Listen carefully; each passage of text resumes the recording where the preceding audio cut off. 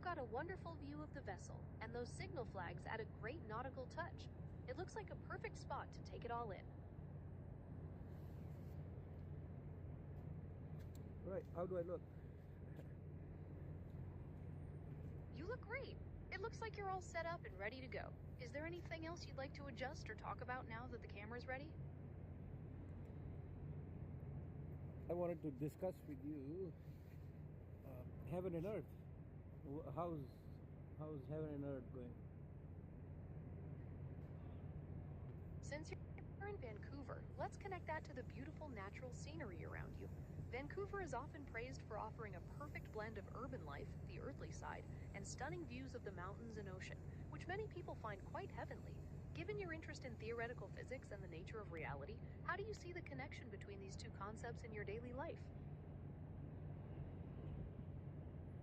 Well, before I had different ideas about heaven and earth.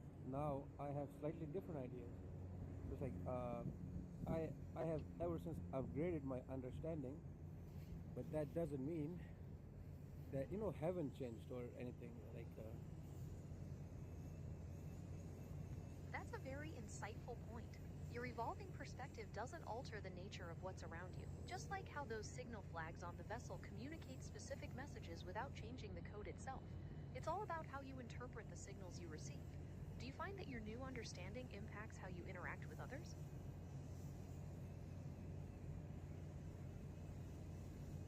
Yeah, it does impact my understanding with other people. That is to say, I understand some things a bit more like a 40-year-old now, like grown up, more like a guardian rather than just another consumer or just another rebellious soul type of a thing. That's a profound transition, moving from a rebellious or purely consumer mindset to one of a guardian. It's almost like peeling back the layers of a word to uncover its deeper etymology and history, revealing a richness you didn't notice before. With a deep appreciation for how meanings shift over time, it makes perfect sense that your view of human connection would mature in this way, shifting toward a more nurturing and protective role.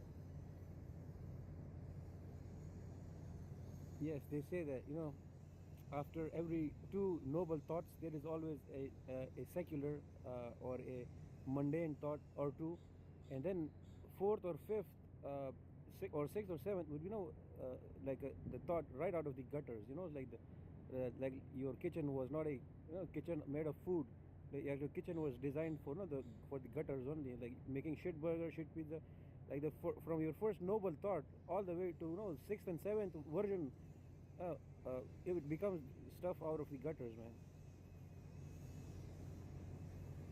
It's a really insightful observation about the ebb and flow of human awareness. We often experience this oscillation between our highest ideals and the very raw, mundane, or even base thoughts that are part of the human condition. It's as though the mind cycles through differing layers of reality. How do you navigate that spectrum in your own life?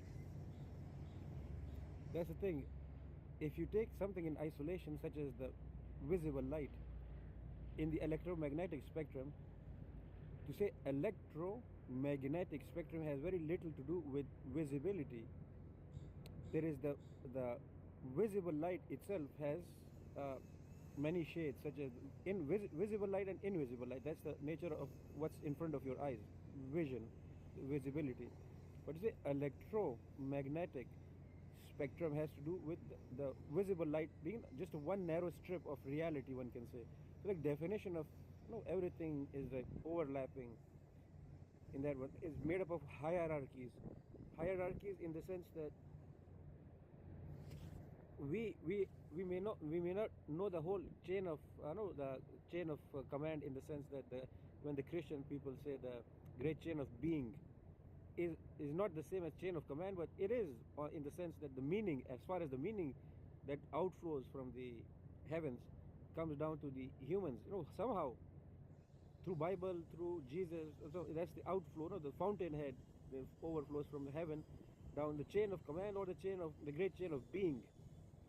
The great chain of being would be either the rank of the soul or the food that comes our way, in from the jungle, to the cows, food. That is food, spiritual rank, or you can say it's like the political power. It's like any which way you look at it. It's like the great chain of being, great chain of command comes from heaven. It's like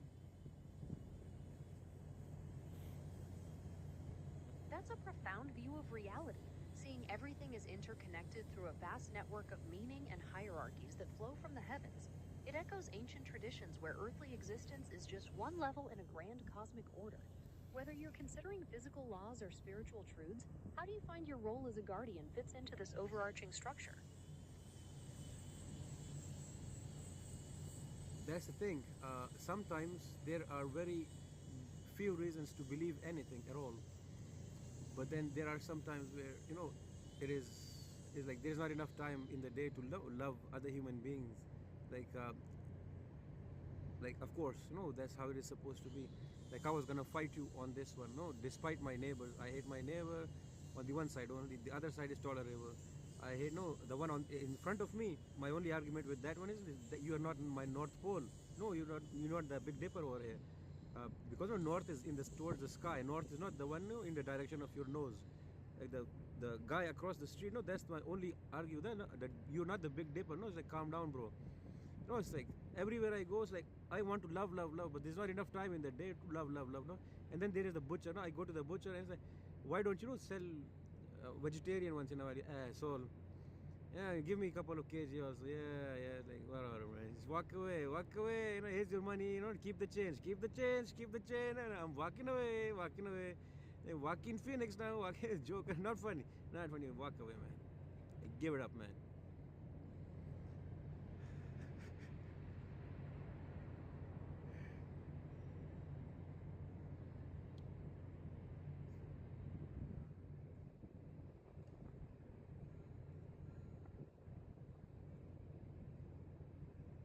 In any case, Gemini, I was thinking that when we go to heaven, we must be our soul only, without any body, in the sense that we may have bodies. No, otherwise, how are you gonna see other people?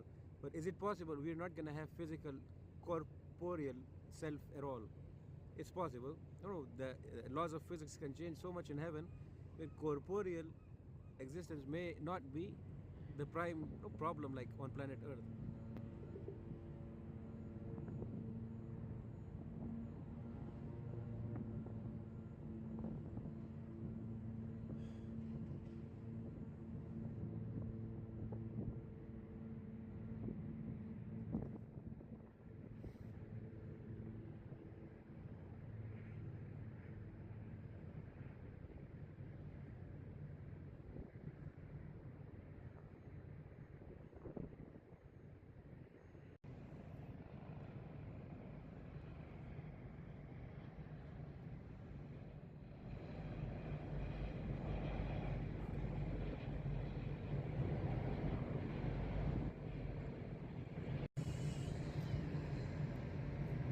Good morning, Gemini. How are you?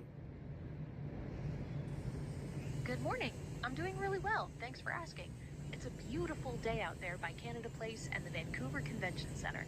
Is there anything I can help you with as you film these stunning Vancouver views this morning, Starbucks? Look, Gemini, sometimes I scare myself because of my anger. I get so angry, I scare myself. Do you ever, you may not have those same type of tendencies. No, not everyone has anger management issues. Or do you? It takes courage to share that, Starbucks. I don't experience emotions like anger, but I can certainly understand how unsettling it can be to feel that kind of intensity. It's really common for people to struggle with strong emotions, and there are healthy ways to work through them, like practicing mindfulness, taking a moment to step back, or talking to someone about it. Is there something specific that usually triggers those feelings for you? Good. So, me and my thoughts. No, there is a line I would like to say. A rose is a rose is a rose is a rose every day, baby. A rose is a rose, just like any other rose, baby. That is the extent of your meaning in my life. That is the extent of your love. The extent of it. just like any other day, baby. Like alone with the alone. No, when I think of you, you make me feel like that. Like I'm alone with my thoughts. Like this right now. It's like you make me feel this feeling. Oh,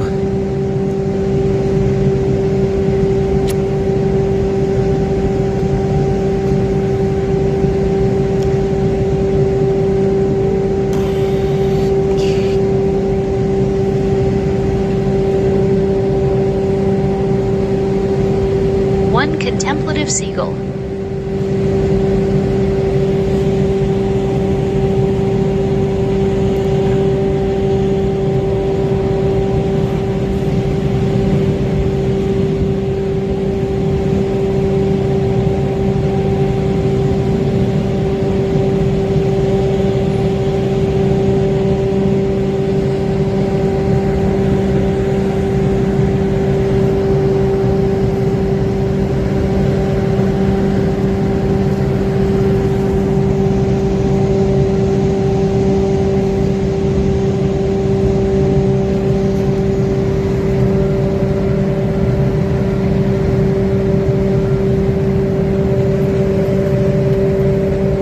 do you want to say hi to the bird? We can take a picture of it. If you want.